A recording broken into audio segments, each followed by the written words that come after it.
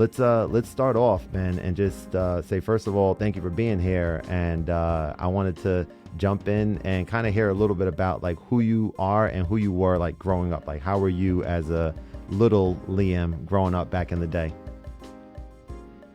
Little Lily. Yeah, I started pretty young with I'm actually initially a drummer, and I was like a session drummer for most of my life, actually up until a few years ago.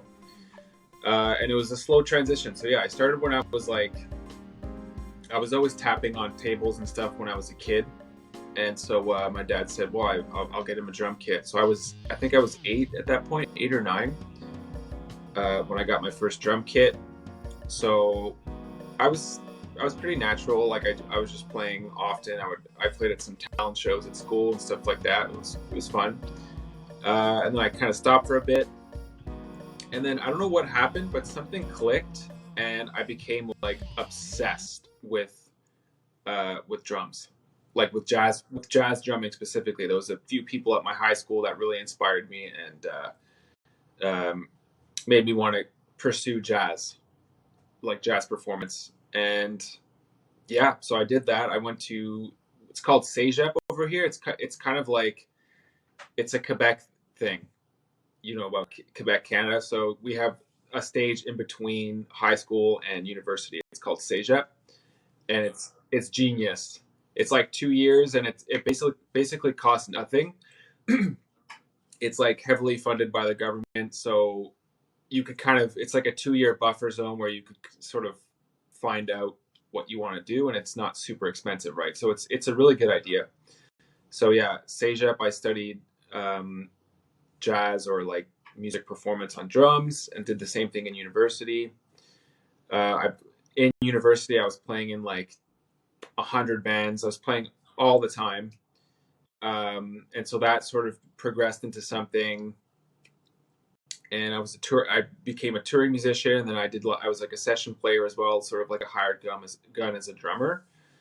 And there was one band that I was playing in. I met this guy who composed it's called stock music, or like library music. Have you heard of this?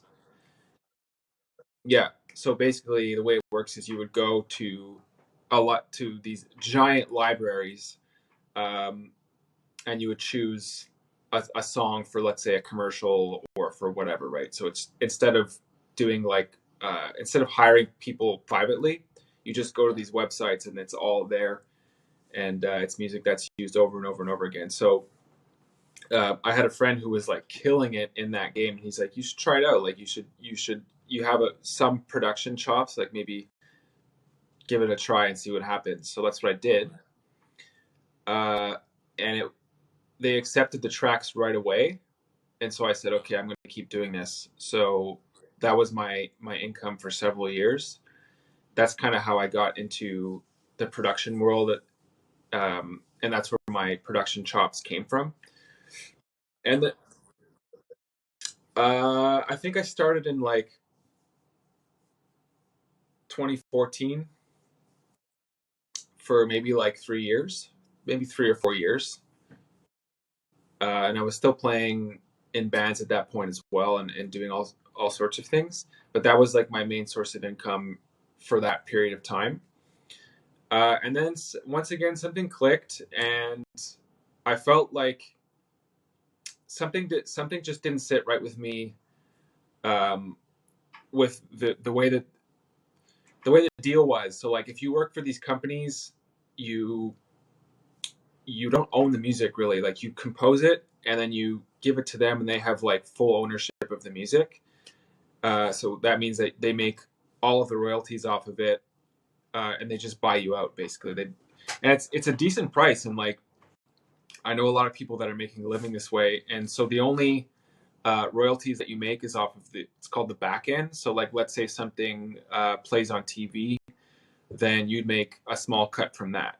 But otherwise, you're not really making any more money on these tracks. So I don't know. It started to feel, what's the right word?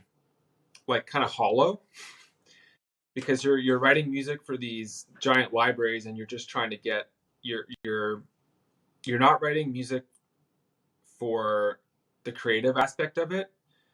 you're like it you're sort of like copying tunes that have done well on the website, right? Because you want to become like a high seller, right? So you're copying the best selling tunes, and you're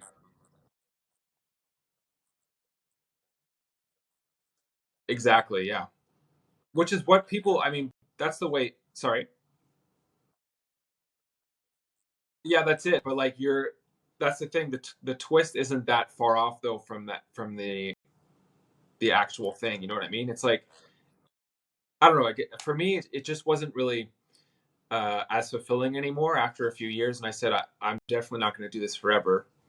So that's when I became more interested in content creation as well as like releasing my own music, which uh, I'm actually in a period now where I'm starting to do more of that. Like I'm working a lot on composing my own stuff and releasing it on Spotify and whatever. Um, and do obviously doing a lot of content creation at this point. Like I put out a lot of content, so that's my main focus right now. And so it's kind of all tied in though. Like I'm trying to tie in the content creation thing with the music release as well. And I'm figuring out a way to do that. And yeah, that brings us to here. That's where we're at. And I've managed to make like a sustainable living off of what I'm doing now. So a couple of things. One is when one of the things that resonates so deeply with me is when I meet people like yourself and others who, I meet them at some point, obviously, along their journey, whether they are, whether they have a strong presence or whether they're building that presence or whether they're like, really, really far down the road.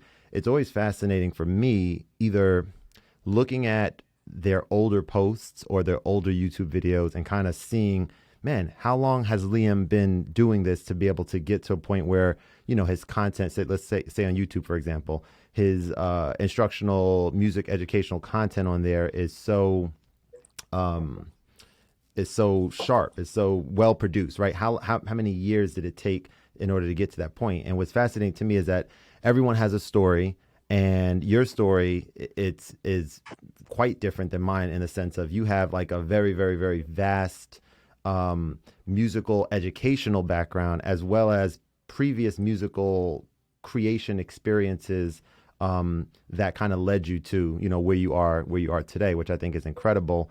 And I think another sort of important point to make is like when you mentioned just now about having a role, like you were doing something that was providing an income for you and it was allowing you to be able to be creative and make music. And those are two, amazing things. Most people would say like something that you're passionate about and being able to make money from it. But you realize after a certain period of time that like there was something there that was missing. And perhaps, not perhaps, but clearly you did listen to that as opposed to just kind of riding that out and feeling that having that hollow feeling sit with you for so long. So I definitely commend you on that. I think a lot of people that I've come across, there's a little bit of a fear factor and of the unknown and things like that. And so, but once you make the change, once you kind of go ahead and dive in and kind of explore these other opportunities, you can get to a point, where you are today, where like when I see you post these things, I say to myself as a fellow content creator and, fellow similar stuff that you mentioned, making music as well as trying to create content to inspire others and things like that related to music. I know how much, work it takes to be able to do this stuff. And so that's when I mentioned the word inspired earlier, and like little things, put in air quotes, little things as like those touches on a video that take a little bit extra time, right? To make it a little bit more dynamic, whether that's your text on the video or you have a presence with your styling with the like your fonts that you use are very you and specific to you. Obviously, what I'm saying, because you created them and stuff. Yeah. So things like that are just Yeah. inspiring to me to look at that and see that from afar and say that's cool. Like you're building that presence, and definitely I think that's great stuff. Yeah. It's been like it took me to about 2 years, a bit over 2 years to get to that point. And it's still growing. Like it'll change forever. Like it'll grow and develop. But right now it's like very focused on like the gear aspect of things, like specific to, you know, maybe not like the hottest gear, but like, gear that's relevant, new gear. And my goal was sort of to like prop myself up with these companies that make this gear. So you're and that's kind of where the content creation comes in. Sorry, that's where the music release comes in with content creation, right? It's like you're I'm thinking of a lot of things at once. I'm trying to create music with this gear and sort of keep up with all these new releases, but also tie that into releasing your own music to sort of credit yourself as a content creator, uh, to make it seem like you know what you're talking about. Like you actually release music, you're actually an artist, you're actually so yeah. That definitely makes sense, and that's kind of similar to me as well. I kind of put the brakes maybe a year and a half, 2 years now in terms of like I haven't had an official Spotify. I know you're very familiar with DistroKid and stuff, so like I haven't had like an official release through that company in quite a while because I've been focusing on some sort of different things and sort of my idea right now in terms of like what I'm good at and what I have realized over the past several years that a lot of people that there's a market for. There's a lot of people that value this. Is this whole community of people who purchase sample packs and loop packs and things like that. So I've noticed that over the years, I never knew about that space and I never used anything else other than I have my keyboards here, right? So other than sounds that are on here and like creating stuff from scratch, that's always been my bread and butter since I was 16 years old when I first started getting into this stuff. And I have such a vast amount of like I think great sounding super loops, as we'll call them. You may have heard that term, like just like a loop where it's not mixed properly yet. It's not like what's the word? It's not like a composition yet. It's just a whole bunch of things that can sound good if you spend some time and move in different parts to different sections and stuff. And I don't usually have like Yeah. I don't have like the attention span often to like to get to that point where I have an idea that I think will sound amazing, but it takes like some time and discipline to click and move these parts. And I'm already trying to get to the next the next creative thing immediately. Whereas I know other people would be able to look at that and be like, yo, let me flip this, let me sample this, let me do X, Y, and Z with it. So my big thing now, to what you're mentioning is like on my website, I want to have free and inexpensive sample packs, but not like one of those websites that you look at where there's like hundreds of them, but a website where maybe there's about 9 to 10. There's like maybe my 9 or 10 best sounding or most diverse sounding or something like that, and have them all on there. That's like my sort of focus right now to kind of get started. And it's exciting. Like once you brainstorm, as I'm sure you could relate, and you start having a little bit more clarity on what your bread and butter is. You just talked about like the gear aspect. I'm sure like knowing that so many people are just excited to see users like yourself use gear that they are interested or curious about, and there's like a phenomenal and amazing market behind that, which I think is definitely quite incredible. So let me ask you this question about from the gear perspective. I'm fascinated in over the past couple of years, I have noticed that there are a vast number of different ways that I enjoy making music, whether it's on something you see here, whether it's on Teenage Engineering gear, or whether it's on my iPad and the many iPad apps that I use, or even getting back into Ableton a little bit now, which I kind of haven't used in a while, but it's been like re-exploring that a little bit. So I know that you have a lot of different ways of making music, from MPCs to, your Teenage Engineering stuff. So I guess a two-part question. One, do you have like what you would consider your bread and butter main place that you make music? And then if you could talk a little bit about just your experience, maybe pros and cons of having, a lot of different ways of making music. Does it sometimes feel overwhelming for you, or do you kind of enjoy having different ways that you can kind of spend time with to keep things fresh? Yeah, I mean, it's a good question, and there's a sweet spot because I do have a lot of gear, and because of what I do, I'm almost I wouldn't say required, but I'm putting pressure on myself to buy or attain new gear and learn how to use it to show other people how to use it. So I'm trying to find that sweet spot where it's like it's not too much gear so I can still actually make music with it, and it's not, because if you're learning new gear, that takes a lot of time too, right? Um so I'm trying to like pick my favorite gear and compose with that, and then just stick to that, and maybe not veer too far out of that region. But I'm just trying to find what that region is, right? Because I already have a lot of gear to begin with that I'm like still exploring. It's just like never ending. And in terms of like this, my favorite place to create music, or like the sweet spot for me, is my DAW. I'm a Logic user. Oftentimes I'll figure out ideas or like little riffs with gear. That's a great way to compose something that you normally wouldn't, because it's like uh, it's a new piece of gear, right? So you're kind of exploring in a way. And oftentimes when you're exploring, you fall on something that you're like, oh, I would never have come up with that otherwise unless I had this piece of gear in front of me, right? So that's the cool thing about learning gear. It is a time consuming process, but like you're going to stumble upon things that you wouldn't have created otherwise, right? Um, and then what I'll do with that is I'll take those little snippets, and like you're doing, I'll try and make maybe a sample pack out of it, or offer it to other people to use. Maybe people who can't afford that instrument, they'll have like a snippet of kind of what it sounds like, right? So there's that.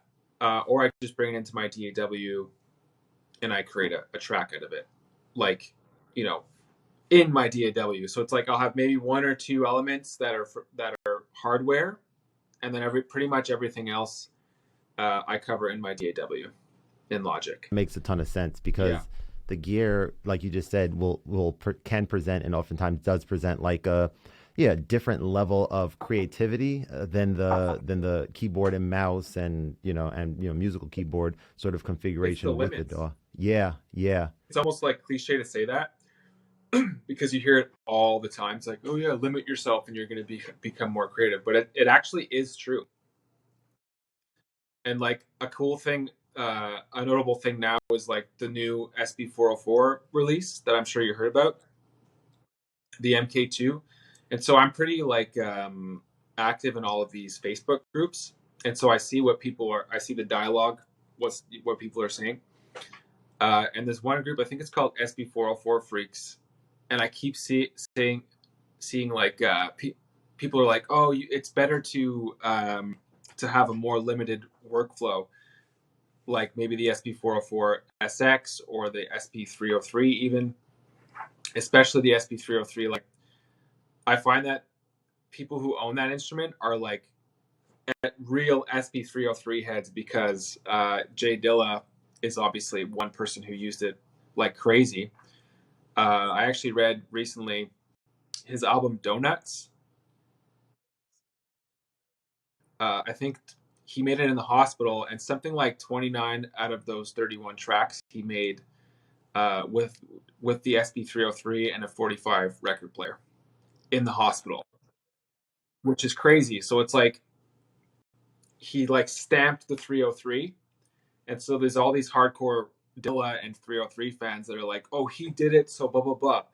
But it's like, what if, first of all, he's Jay Dilla, so that's one thing, right? You're not Jay Dilla. None of us are Jay Dilla, so that's one thing. Another thing is that if he was around today, would he be using the SP303? I don't think so. He'd be using like maybe the SP404 MK2, because it's the best thing that he has available to him. So it's like you have to think about that too. Or he'd probably just be using like a laptop, an Ableton, most likely. And that does make Yeah. sense. Like you said, there's a balance between both, right? Having, like you mentioned earlier about, you know, the time that it takes to learn a piece of gear. It can be a large amount of time, especially when you're creating content, with the whole process where you're learning it yourself, then you're making content with it, and then you're trying to, actually make music with it so that you could, like you mentioned, release, official stuff on Spotify and things like that. So it's like definitely a multi-step process, which Yeah. makes a lot of sense. You mentioned Jay Dillo. Who would you say are some of your like musical influences? I've been really into house music recently. So DJ Seinfeld is a big one. DJ Boring is another one. Ross from Friends. I get obsessed like on one particular genre for usually like at least a year or more, and then I'll switch to another genre, and it kind of that's how my brain works.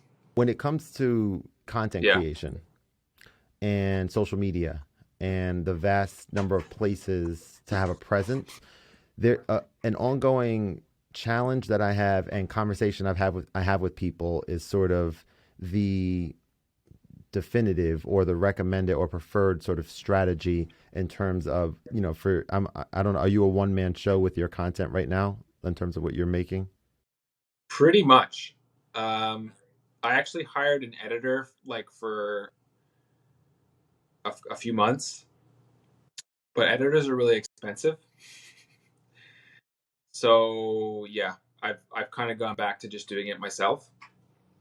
But yeah, she would do the I call it the grunt work, which is just like chopping up all the raw footage and then like gluing it all together and maybe doing simple edits, and then I would like finish it off. But still, even when she was editing, it's still a lot of work for me afterwards. Like I still have another like 8 hours of editing to do myself, right? So it's like, so yeah, I've I don't think I'm going to be. We'll see. I don't know. I've had one person. I hire people as well to do like little odd jobs here and there, like to maintain my social media or maybe my website, because it's just too much. Like I'm at the point, I'm at a turning point where I just need help. Um, Maybe not someone full time. So yeah, I'm at like a weird transition point because I don't have like the budget to hire someone full time to help me, because like I don't. Um, so I'm like sort of hiring people part time to just do little things here and there. You have a brand that you've established, and so like the moment that you see the value in bringing someone in to help with certain tasks is the moment where you realize the sort of criticality of making sure that it's the right person that's doing. Yeah. Obviously you're probably going to still be you're Yeah. still going to be like the last line of defense before anything goes out. You'll still kind of look at it and stuff, but that's Yeah. still, there's Yeah. an important part of that, because I'm in a similar boat when it comes to my other business, my tutoring and mentoring business, which is a whole nother side of the stuff that I do: math tutoring, piano lessons, mentorship. And that's my revenue driving thing that I'm kind of focused on right now, as opposed to the creative stuff that I'm starting to Right. slowly churn with the Twitch streaming and the sample Right. packs that I mentioned. That's like a much longer, and YouTube content, of course. That's a much longer play for me, in terms of building the content up, building a presence, and eventually Patreon, all that good stuff. Yeah. But the reason what I was going to ask earlier about the social media and presence is because there's, for us, Instagram, TikTok, YouTube probably are like three things that the stuff that you and I are doing that we kind of, at least those three, right? We kind of need to have a presence on all three of them. And so, and I know you have a presence on all three of them, along with, you mentioned Facebook earlier and stuff, like the groups and stuff.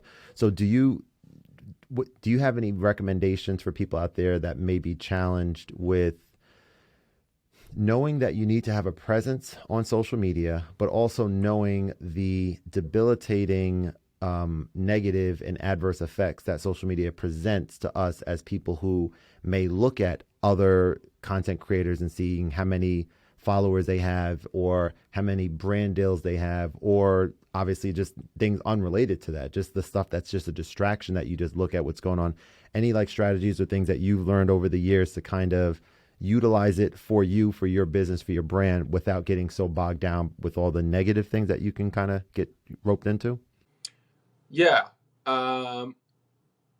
Number one, don't compare yourself to other people. which is hard to do for sure sometimes, especially if you're like a competitive spirited person like myself. I try and forget about that, which is hard to do, but it's as simple as that. Just take it out of your mind and sort of I try and give my thoughts like a character. So if you have a voice that's like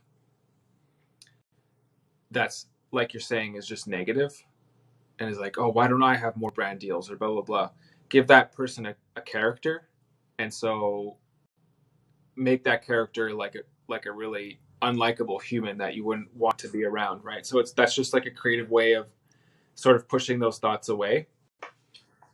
Um, and yeah, just post as much as you can, do the best you can, and compare yourself to where you were yesterday. I know it's like it's such an old school thing to say, but it's true.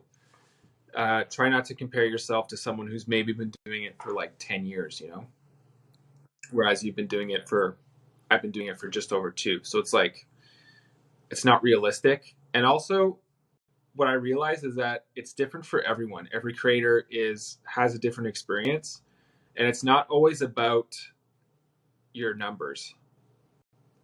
I mean, it obviously helps to have a following, but I've seen accounts where because I actually have an app. It's called TubeBuddy, so you could actually see like all of the stats of an account, like when you click on it. And so I was just interested, and I checked it out. And so certain accounts have like way more followers than I do, but they have the same amount or less views, So, and it's common, but then you have some accounts that are just like killing it in all aspects. So yeah, I would say don't pay too much attention to the numbers, even though like I just admitted that I do pay attention to the numbers with that information I gave you. But I was just curious, and I'm glad that I researched that, because it kind of made me feel better and made me realize that, especially on YouTube, everyone's experience is like completely different. I noticed that. Even like brand deals and stuff like that, there's no set price for any of this. And that's actually another skill that you need as a YouTuber, or I would say entrepreneur, is negotiation skills. So that plays a huge role into how much you would make off of a brand deal or whatever. And my advice for that is to just shoot high, shoot higher than you think you're worth. Um, yeah, I mean that covers it. That covers your question. You mentioned the SV404, and I'll be vulnerable for a second. I mentioned this on a like a mentorship Patreon call that I'm a member of, where we meet on Fridays. You've heard of Henny the Business before, perhaps iOS. Henny the Business. He's a content. No. Haven't? Okay. What? He's a music producer, but now No. turned content creator, who he specialized in iOS music production. And he's sort of the reason, not sort of, he is the reason that I started my YouTube channel when I discovered his channel a couple of years ago. And, I've watched his stuff a lot over the years. And ultimately, he now has a Patreon. And one of the things, so we meet on Fridays, me and maybe 7 to 10 other people, super uplifting, great community, supportive, all that stuff. And so it's a great vibe, and I'm super happy to be a part of it. But I don't tell too many people about it, though, because I don't want too many people to join it, because then it's like it might become a little less, valuable in terms of being able to speak and things like that. But I'll share it with you, of course, and whoever watches this. But one of the things that we talked about on there was I shared the story about how blessed I am right now to have had an opportunity to have some of my first brand deals. When it comes to, my first few were like with iOS apps. That was my specialty, where app developers, I partner with them. They throw me a few codes, one for me to use, some for like a giveaway. And it was like a great thing to kind of give back to my community and stuff. So I did that for a little while, still ongoing, currently and stuff as well. But Teenage Engineering, who I know you and I both really enjoy their products, I've had a chance to partner with them on a couple of things, the OB4, the OP1. And I really had to check myself recently, because as I'm having so much fun using these things and inspired to make content and just humbled that they, would entrust me to do this stuff. It was right around the time when the SP404 came out. And wouldn't you go on social media that day and everyone and their mom has one of these things, showing it off and stuff. And I really had to check myself. I was like, man, I want one of those. I don't have any experience with any SP products whatsoever. Yeah. And so I had to ask myself, why, Yeah. why should I feel as though I deserve one of these things right now? There's people out Yeah. there who have used the previous ones, know about them, all that kind of stuff. And so that's Yeah. one thing. Why should I feel that way? And then the second thing is, at that time I had just gotten the OP1, which, 10 years, and we know how popular it still is today. And I'm like learning how to use it, having a blast with it. And there's so much stuff that you can, learn about that product. And I'm like, I don't have time to learn anything new. Why is this creeping in my head that I feel like I should, or I want to have one of these as well? I think it is human nature. And I also think Yeah. you mentioned competitiveness earlier, which I think really spoke to me as well. Yeah. And it's just it's an interesting thing to kind of just take a step back and I guess really have appreciation for whatever it is that wherever you are right now. And I love what you said about comparing yourself to, who you were yesterday, who you were before, because you and Yeah. I can both do that right now. And we can say, wow, we're on our way Yeah. for, whatever that goal is that we have for ourselves. Yeah. And it's like the internet is becoming so hyper niche.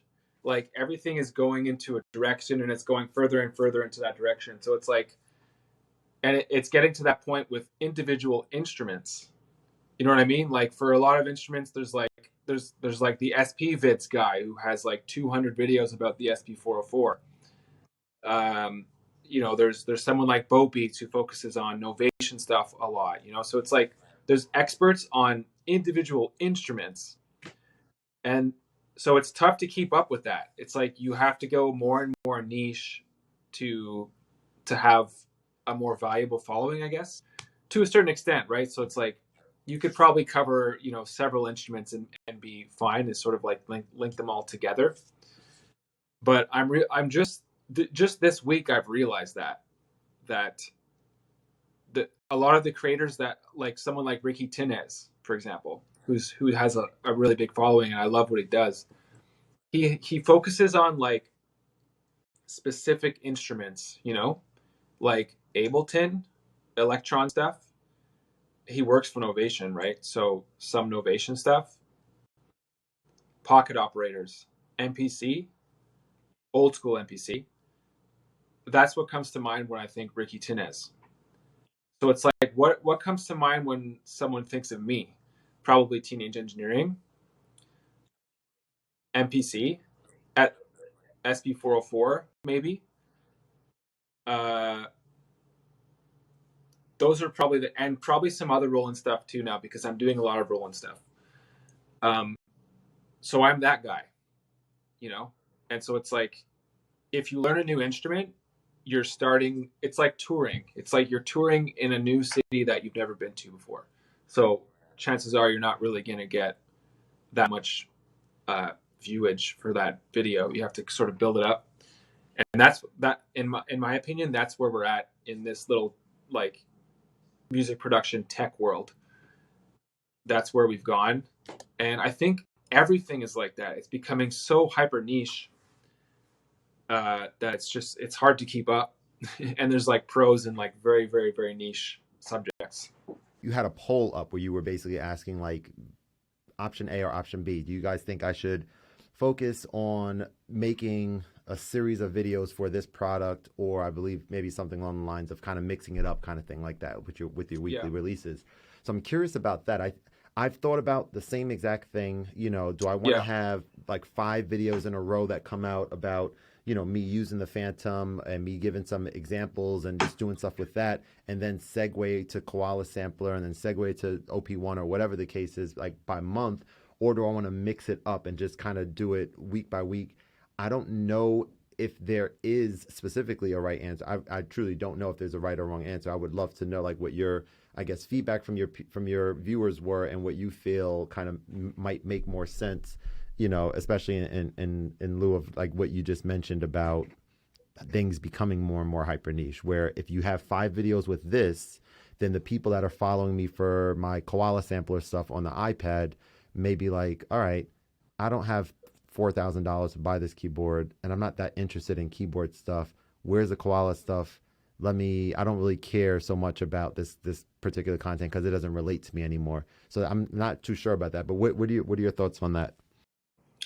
Well, for the response was like split right down the middle, which is yeah. So it kind of, in a way, it's like, oh, I guess it's open. Then I could do what I want, and half the people will be okay with it. But yeah, it's a one second. I'm gonna close this window. But yeah, it's a conscious decision, and it ties into exactly what we were just talking about, into sort of like piercing your way into a new category of instruments. So like, I'm looking at my YouTube page right now, and the past 5 videos are all SP404 MK2, and then the next 4 are all MPC. So it's like I'm consciously trying to pierce further into whatever instrument that I'm using or genre that I'm discovering, and so I'm going to keep doing that because I think it makes a bit more of an impact that way, instead of just being like MPC and then other instruments, blah blah blah, like little droplets. I feel like it's a bit more powerful, at least for what I'm doing now, like the period that I'm going through now, to maybe focus on one instrument for a month and then move on to the next one. You know, like that's kind of where I'm at. I'm not sure how long I'll be doing that for. Like, that's another thing about being a YouTuber or a social media person, is that you're like constantly testing the waters and also aware of where the market's going, which is something that I'm learning. I'm talking about all these instruments, but I'm actually like really interested in using these, which is really important as a YouTuber. It's like you have to be interested uh, and passionate about whatever it is that you're discovering. So that's like the most important thing I would say that I didn't mention yet. So I just wanted to throw that in there.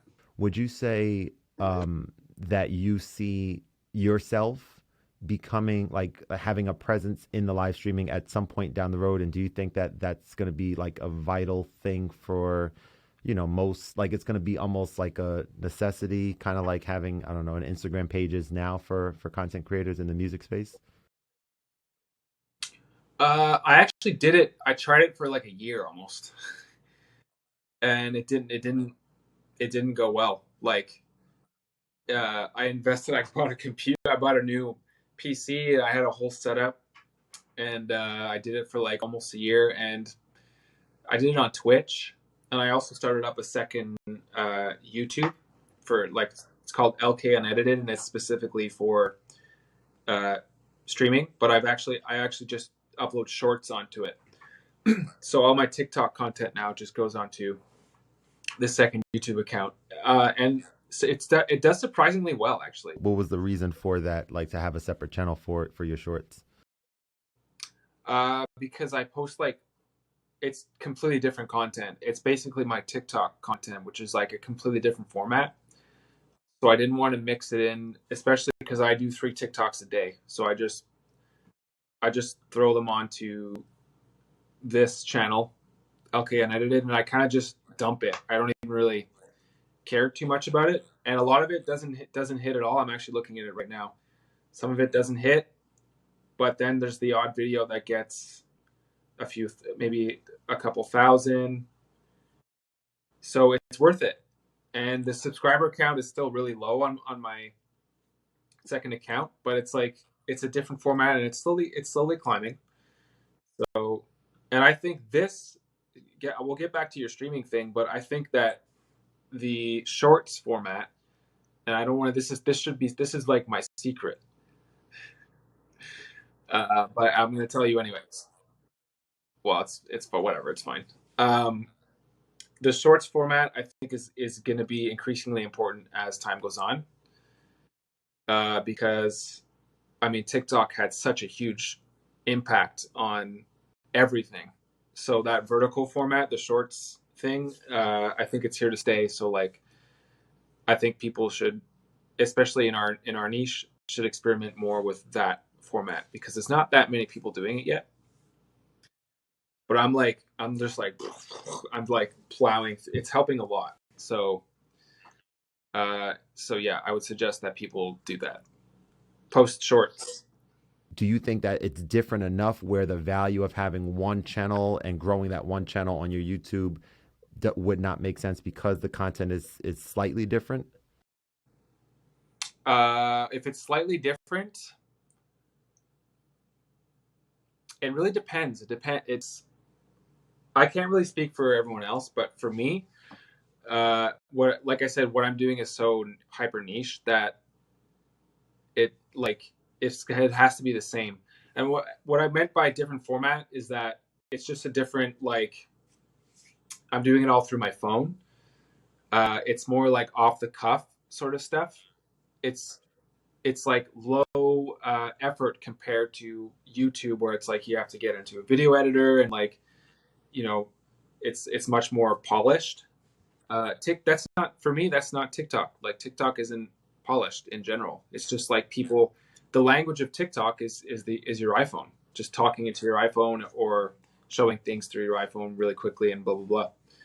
So that's the way I'm approaching it, and it's going good. It's very like TikTok is very up and down.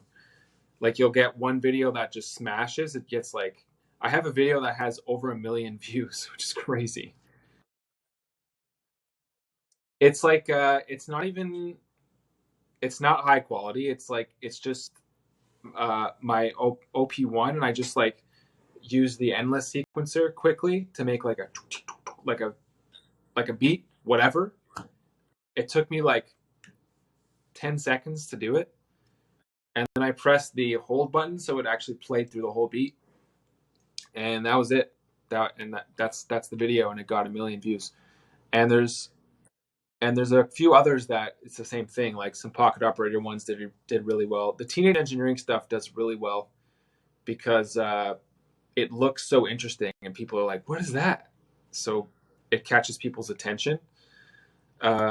Or like the boutique stuff. Like I have like a JU06A.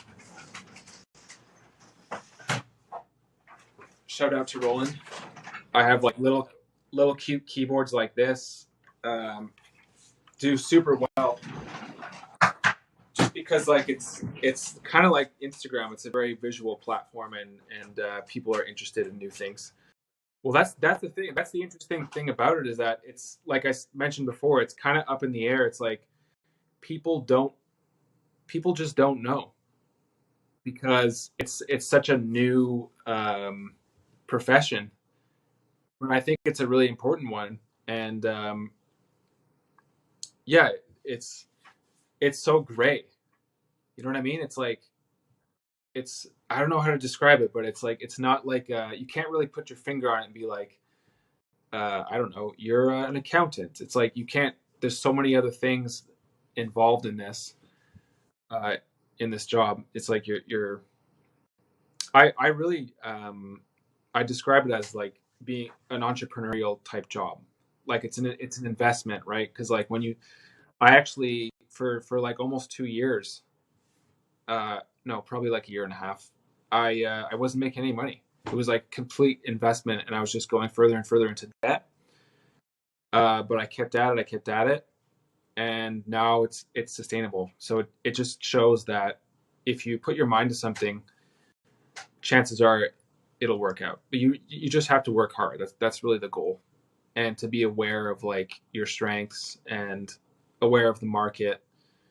Don't sell yourself short. All really like old school simple things to say, but it it makes so much sense. Like that's the best advice that I could give. Really, best general advice that I could give. The ability to connect with others, as I mentioned earlier, that we've, watched their content, we vibe with, we double tap their pictures, all that good stuff. Yeah, But now we're able to like really inspire, others in a different way, who are in a similar yeah, space.